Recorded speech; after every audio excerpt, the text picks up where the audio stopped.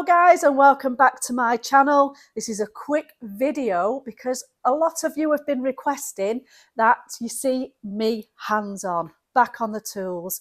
I'm fully aware that you've not seen much footage of me working on I have been on the tools, but with the charity work and obviously my ill health in May, you all know what happened. We won't address that again.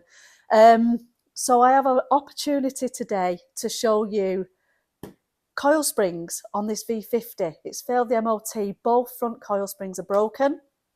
So I am going to do the job with you guys. So let's get to it. So obviously the first thing that you need to do is raise the vehicle. If you're doing this at home, please ensure that you have the correct equipment to do so. So a capable jack, axle stands.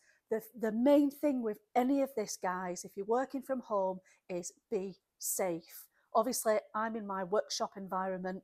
We have the ramps, we have all the equipment that we need. So when you're at home, be safe.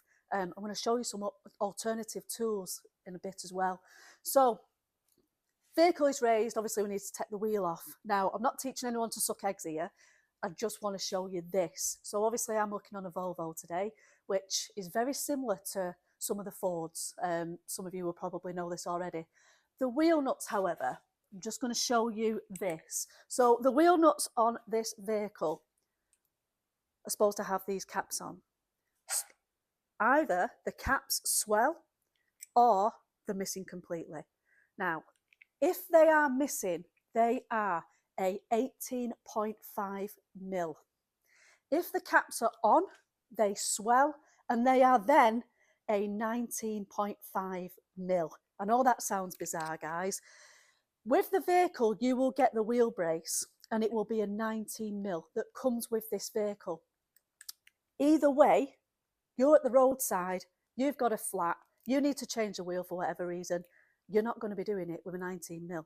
So I really strongly recommend that you get one of these.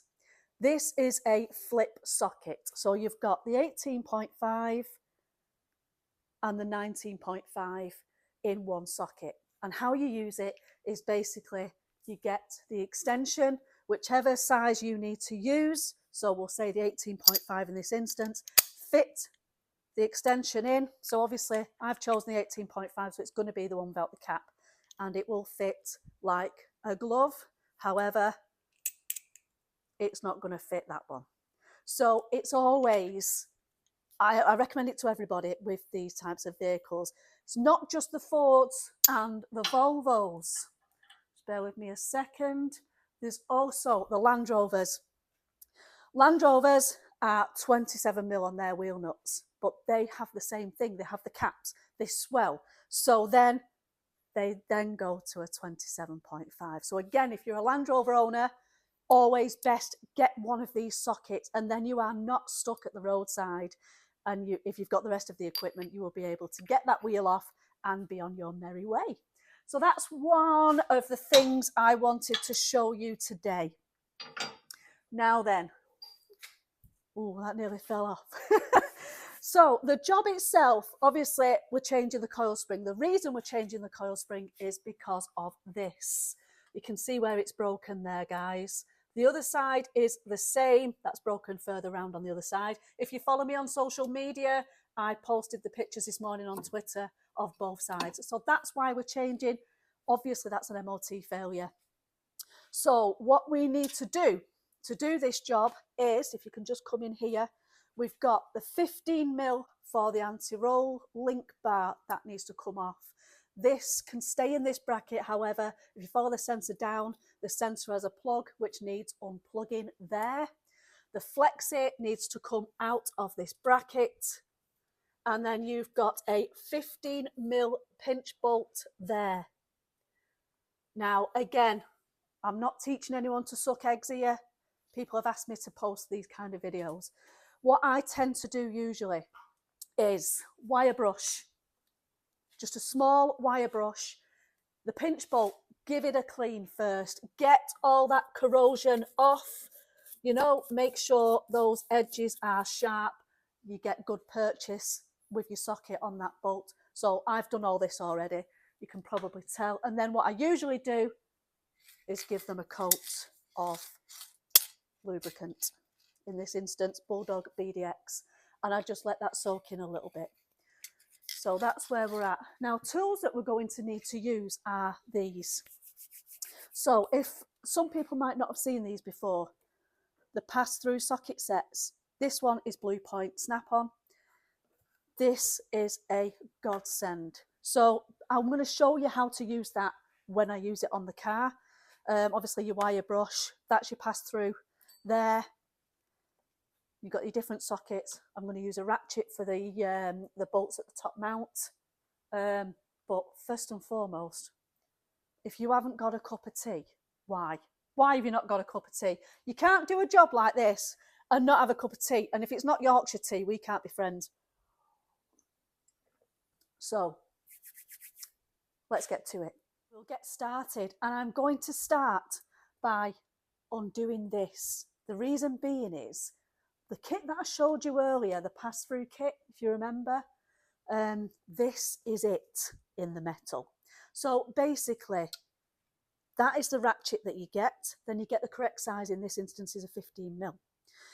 Your 15mm slots into that. Now, if you can see straight through there, and that is so, in this instance again, 5mm hex, fits onto just a standard bar. But you can then pass through that socket, hence the name. So in this instance, 15mm, then you're passing through your hex into the centre, and you are holding your hex still, and it is the ratchet that you are turning. So there you go. Always makes sense to put that lubricant on first. So that's basically how you're doing it. I'm not going to bore you to death by being here for half an hour undoing this. But what I am going to do now, the rest of it I've taught you through. I'm going to time lapse it so that you stay tuned. When I get to where we've spoken about, then I'll stop again and I'll cut back in.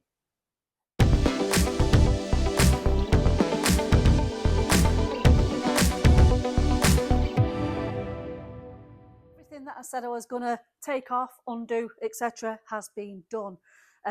You also probably saw that I was knocking down the hub off the strut. You can see there actually the ridge where it was. So reason for that is what we would usually use is this. This is a strut mate. It's actually called that. Check it out. I think that's so cool. So how that would normally work is like this. So the strut mate fits under there like that, and then the transmission jack fits in there, and then obviously the transmission jack would push that up, hence then it would come off the hub. In this instance, I haven't tried it because we've done the other side, and the other side was as seized as this. So I've not bored you to death. I've literally just used I've just tried to knock it down, which we've done. So now we're at the stage where it should be loose. So if I push down on the hub like that, that comes loose like so. So that's pretty much free. So now we need to go up to the top. There are 3 bolts at the top. Now, forgive me for this, guys. I'm going to have to mention it. You probably know in previous videos that I carry a stool with me because I have to. One of my subscribers and followers have been on site recently, Papa Kilo, if you're watching this. I know you're going to be chuckling. And he was quite shocked at how little I am. So yes, apparently I look a lot bigger on camera. I'm only 5'2", and I've only got tiny hands, tiny feet, etc., and I'm only short. So I have a stool with me constantly, and this is why, because the guys can do this and just reach up. I can't. So cameraman, if you can stretch up here, please. So they are 13mm. My goodness, I'm on my tiptoes as well now. 13mm, and there is 3. Now, on this vehicle, they're quite accessible. However, on some vehicles, it's a nightmare. You literally have to take the wipers off. you have to remove the scuttle, but thankfully in this instance, happy days. So as a rule, let me check I'm the right way. Yep, as a rule, I normally start with the most awkward, which is this one at the back there. Make sure you've got a good purchase.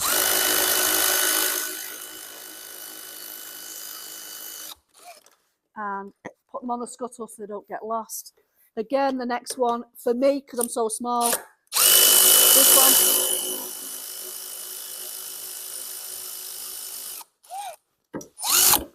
And then the last one here, what you need to do, make sure you've got good purchase again, start it off, and then you need to hold the strut. That is the only thing now that is holding this strut in. So for me, oh, typical. Who's phoning on a Saturday afternoon, really? So just ignore that, guys. We're not actually open at the moment. So the strut is loose and being held in by this. This is the last one. Make sure you've got a tight grip. Right, that has come loose now. Just bear with me 1 second. That phone is really putting me off. So make sure everything's safe there, guys.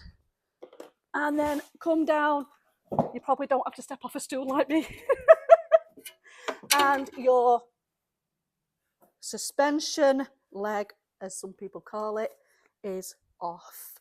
So there you go. Put that out the way. So you can see there clearly where this spring is broken. There, that's nearly a full coil that's broken off there. Right, now then, obviously we need to get this spring off this strut. Now, again, in my instance, I have some amazing equipment, guys. Just going to swap places with you. So I'm going to be using this amazing piece of equipment. Do you know what? This has, what's the word? I had a phobia of coil springs, I'm not going to deny it. I had one let go years ago, and I can tell you it's one of the most frightening experiences. And since then, I've avoided them like the plague. I got a little bit better with one of the tools I'm going to show you, but this, yeah, there's no bum twitching anymore. So I'm going to show you how this works in a minute. What I want to show you is this, because some of you may be doing this from home, and I worry about you guys, you know, so I want to try and give you good advice. Now then, I'm going to start with these. This is what I was using years ago because it's all I had access to. And obviously, we've come a long way with tools, the development of tools, etc. These are what I had. Now, some of you may know they're called widow makers, and they're called that for a reason. So they basically hook onto the coils like so, and they compress the spring. They do come off, guys. Please, you know, think about what it is that you're buying. I am trying to encourage people to work on their own cars, but I'm trying to do that with the correct equipment. So we went from these to these. A very similar setup, however, there is a pin there to help the spring stay located. Again, guys, a bit better safety-wise, but I've also seen one of them to not be 100% safe. Then these, similar, but these are for internal springs that you can compress, sorry. And then this one for motorcycle springs. So there's a wide range there. Yeah, just please stay away from these types if you can. So what I wanted to show you was this. This is then what started to ease my anxiety with doing coil springs. This is what I went to next. So this is by Sykes-Pickerton. Now, you've got two options with this. First option being that you can mount this into a vise. So when you've got your strut off like I have there, you can mount this into the vise. You can then slot the spring in while it's on the strut, and then you can compress that spring. It's in the vise, it's safe. You've got a full coil there sitting instead of these little pins over here on the other widow makers, so to speak. So I was a lot more confident using this. You can also use this in situ on rear coil springs as well. It saved the day recently on the Ford Focus. Again, if you follow me on Twitter and Instagram, I think I posted that on, you'll have seen that that was the only tool that would work. So I highly recommend that you look into these. I'll put the link on this video. So that is what we moved on to. However, now, as you can see, we have progressed. And again, we are a workshop. We are fully equipped. My main thing is safety. And this is what has eased my anxiety in doing coil springs. This is the safest piece of equipment for doing this kind of job. If you're in the trade, get one. It is a no-brainer. We probably do, on average, 5 coil springs a week. So for us, it was, like I said, it was a no-brainer. So I'm going to show you how to use it. This is the spring compressor that we use. This is by Sykes Picavant. It is the pneumatic spring compressor. It is air-fed, which is great because there's not many moving parts, so to speak, other than what's necessary. Now, I know you're not going to have this at home, you know, but I wanted to show you what some garages have and how the AutoLass garage works and the equipment that I use. So not only is it safe, ridiculously safe. So for instance, if I'm saying trade-wise, if you're thinking of purchasing this, please do it. So safety-wise, if this cage is open for any reason, this will not work. This machine will, it doesn't matter what you try and do, even if you've got a spring that's already compressed in there, if this cage is open, this machine is nil and void because it won't work. So the cage has to be closed for it to function. The other thing I wanted to show you, if you just look above, you've got different attachments there. Now, so far, these are the only attachments that we've needed, and we do a lot of coil springs and we work on pretty much every make and model of vehicle. So this one, for instance, here is for your, if you need to grip the strut instead of dripping. Oh, you're used to it now, aren't you? So it's if you need to grip the strut rather than gripping the coil spring. And also coilovers. That is awesome for doing coilovers. That one there is if the coil spring is a smaller diameter. That will enable you to do those springs as well. And then over here, the Mercedes C-Class. Both of these are for that. If you're in the trade, you'll know they are an absolute nightmare. So the Mercedes C-Class springs are huge, but the shock absorbers are really small, meaning that when you need to change a coil spring on a C-Class, the amount of force that that needs is enormous. And what made me purchase this was we was doing a spring on a Mercedes C-Class, and at the time we had a hydraulic spring compressor that basically worked off a foot pump. It failed, and it failed doing that spring. Now, that wasn't user error, and it wasn't an error by the machine, really. It was because of the amount of force that they need to do. So after that happened, that was me done. We were never doing Mercedes C-Class springs again until we purchased this, and we've got the correct equipment to do it. So again, if you're in the trade, I highly recommend that you do this. Yeah, it'll keep your head on your shoulders, put it that way. It's really safe. So, and something else I want to show you as well. Those fittings that I've just shown you there are so easy to change. It's literally, you lift it up, you take it out. It's that simple. If it's that the spring's big, you can just slot it back in there and it's fixed. It can't move. And that's how you change your fittings there. So I'm going to just put this one back here because that's where I'm going to need it to do this strut. Right, let's do it. So you get your struts and you place, just bear with me a second, you place your coil spring in like so. Can pretty much, yeah, that seems okay. closing the cage, whoops, because it's not going to work otherwise, as I said earlier. So another thing I want to mention is you will probably see this tip, and you will see that because that's another unique thing about this compressor, is that these, where it fits onto the coils, it will level.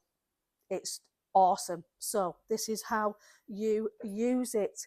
Get your arms pretty much in place. So as you can see there, just by marrying them up, so to speak, this one is going to make contact first on this coil, and then this one on this coil. And all you need to do, cage closed, you've just got to guide them, basically.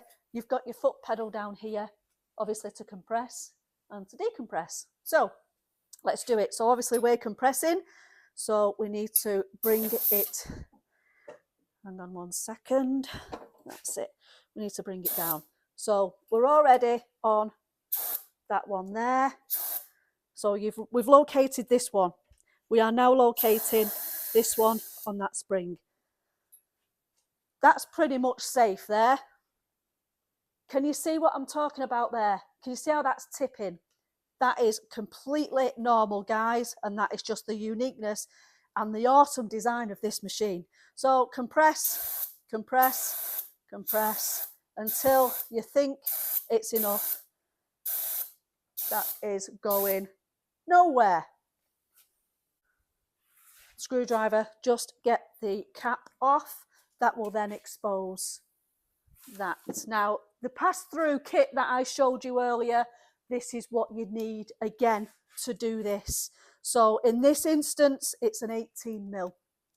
18mm goes on the top, and then again, you're going to pass through the 6mm hex into the top. So if you can just have a look there, that is what you are looking at, guys.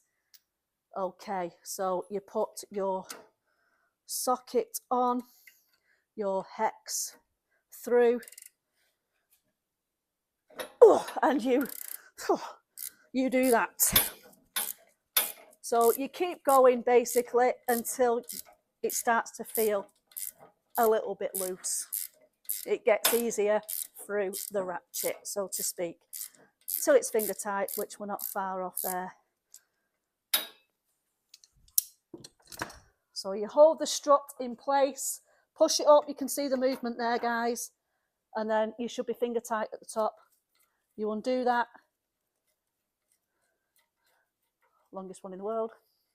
So you've got your nut off there, and now just slide this down. Top mount. Oh, now this, I'm so glad actually that's happened, because I always, if a vehicle fails on a coil spring, I will always advise customer to replace the top mount. That's why. So sometimes it'll stay intact, but you don't know 100% what the condition is once that compression has been taken out of that spring. So always change the top mount as well. In this instance, it's fallen apart. So we're going to have ball bearings all over the place. So if you see me do a bit of a skating act in a second, you'll know why. That's not gonna. There you go. It's sticking on there, that bugger. Right, so I cut in before another ginger snap. Nobody wants to see that, do they? So basically, the issue that we had was quite a common one, really, in that the bottom of the boot there can corrode onto the bottom of the strut, which is exactly what happened. So just a screwdriver there, just to prise it round. And Bob's your uncle, Fanny's your aunt. And that is the broken piece of spring there. Now then, so this now, actually before I do, can I just show you this? So the top mount in this instance on this car, can you see? I'll put my finger behind it so you can see it there. That one there. So it has a little, what do you call that? It's like an extra piece of the mount, really. And that's there as like a location. So you basically line that up with the end of the spring. That'll make more sense when I come to fit it back on the vehicle. So always check your top mount. And if you see one of those, that's what that is there for. So now we're in a position where we can take this off. Again, as I've said before, guys, always change the top mount, even if it stays intact, even if it feels okay when you give it a turn. 9 times out of 10, once it loses that, oh, thank you for that. Yeah, once it loses that compression, then these ball bearings, they can move, and in this instance, there. So that is another reason why. So I always, every top mount that we change on the front, that is why we change them as well. So you need to get this top mount off this boot, which isn't always simple, but oh, there you go, not too bad actually, she says. And then inside here, you've got, thank goodness for that, you've got the bump stop as well, which is there. So we'll just discard this for a minute. So basically this needs then putting onto the new top mount, which we have here. So we've got the coil spring, which is a genuine part from Volvo, the new top mount there, and obviously you've got the new bolts. Always a good idea to give the top of the bump stop just a little spray, just to make it easier to fit in. So, sorry, my hands are only tiny, I have this issue. So you can see there's little ways that goes in. You just push that in.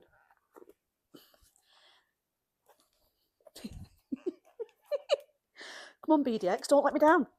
Oh, there you go. So you push that in like so, and then you've got the boot that obviously goes back on exactly the same as of how it came off. And again, if you've got little hands, it's easy for the guys. For me, it's an absolute nightmare. Size youth, I believe I am. It's embarrassing. That's another reason I don't wear gloves, by the way. Loads of people, why don't you wear gloves? Find some that fit me, because the ones that I can get are too big, and then they're in the way, then they catch on everything else. So no, I don't. I've just stopped trying. Have you tried wearing baggy gloves while you are working in a workshop? It doesn't work. You get them caught on everything, and this boot is being an absolute pain in the sphincter.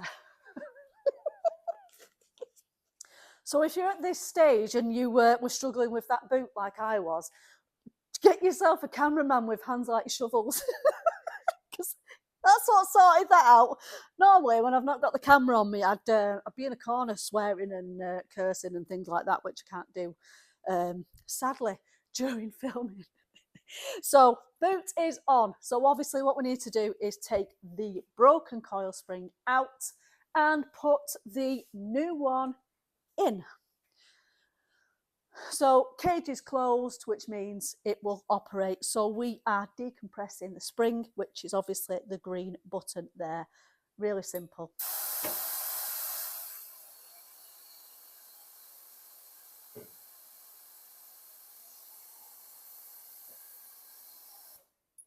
And you'll see, if I was to go all the way up to the top, that would self-level. So now you can open the cage, which will then allow the spring to come out, basically. Like I say, if I was to go all the way up to the top, that would level up again, but we'll keep it there because obviously we're going to need it again now. Time to fit the new spring. Always check that it's the right way round. In this instance, the smaller coil is where your top mount will sit. So we will put it into the coil spring compressor now. That's about right there. Yeah, okay. So start to basically have a look where your arm's going to be, because obviously these articulate. So that's pretty much going to hit that one, and that one is going to hit that one. Obviously it's not going to work because the cage is open. So let's close the cage. And now we should be ready to rock and roll. It'll just need that little bit of guidance.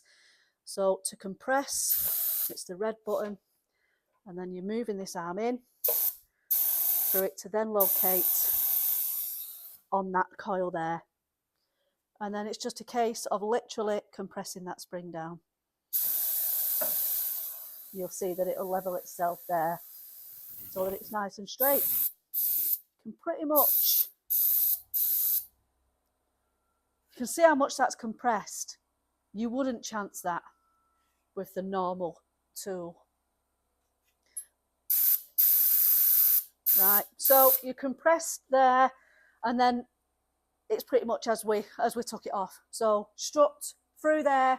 You need to make sure that there's enough room for the top mount so that you can get your nut on the top. Obviously the boot needs to go on. As I said earlier, these need to line up with the end of the top coil.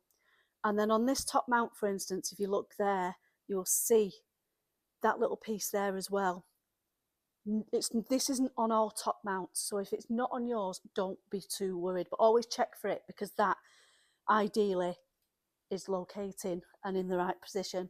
So in this instance, so that you can see how it actually mounts, I've put the boot on first. Ideally what you would do is you'd put the boot onto the top mount, but in this instance, so you can see basically how it fits, and then I'll clip the boot on later.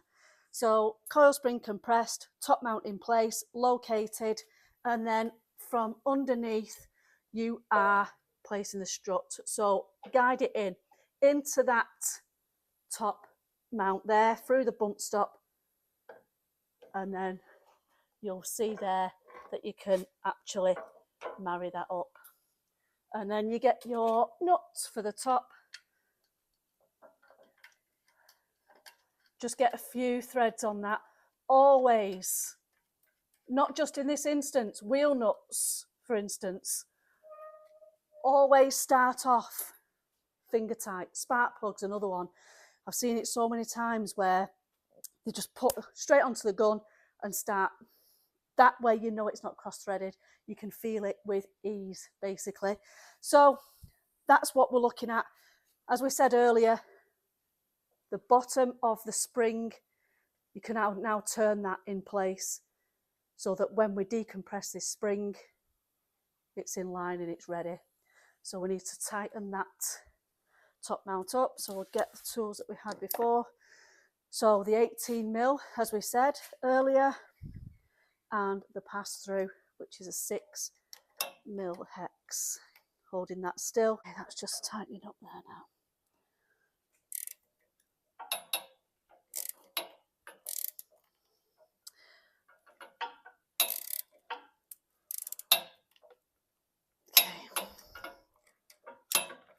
So top mount on and the top nut tight.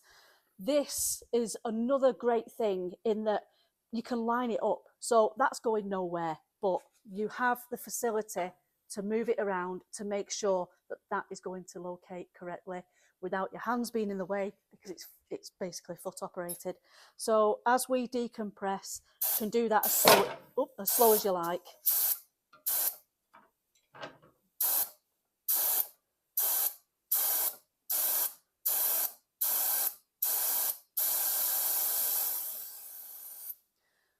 So your coil spring is sat really straight there where the bottom coil sits, and there we're free. You can move the arms away now and then make sure.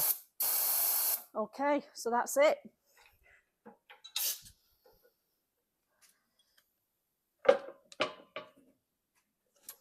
Check that out. It's not the easiest of jobs, and especially if you're doing it at home, guys. But one thing that I always want you to remember is it is a dangerous job, and I cannot stress enough, make sure you've got the correct equipment and be safe. That is the main thing here. So we just need to get this fitted. I'm going to get this boot back on at the top and clip it on. And then it's just the reverse of what we've done to get it off.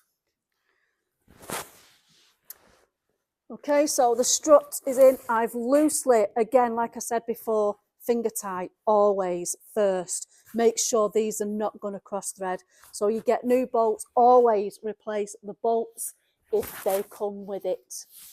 So tighten them up. Old bolts were 13mm. New bolts that have come with the new one are 10mm.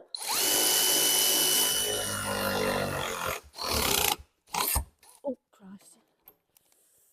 Oh.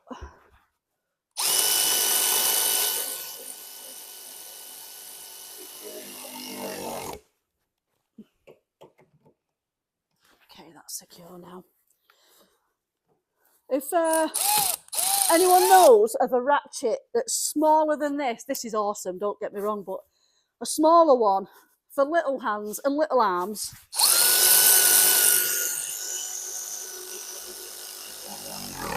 That's just as powerful, then that would be ace. So always just give them that extra one nip when using one of these ratchets so that you know they are 100% tight. Yeah. Whoop. See, that's what I mean, because my hands are so bloody small.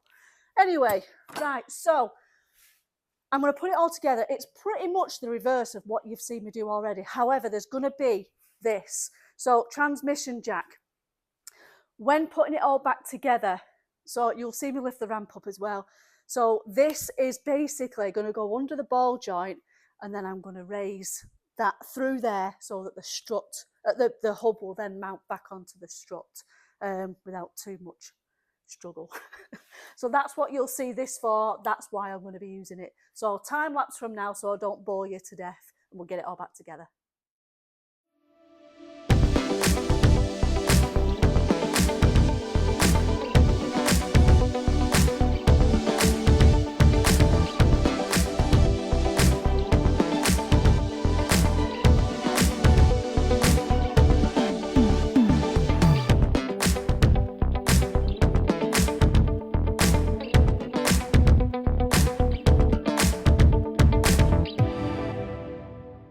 There you have it, job done. You probably saw in the time lapse there, firstly the locking wheel nut were being an arse, but we got round that.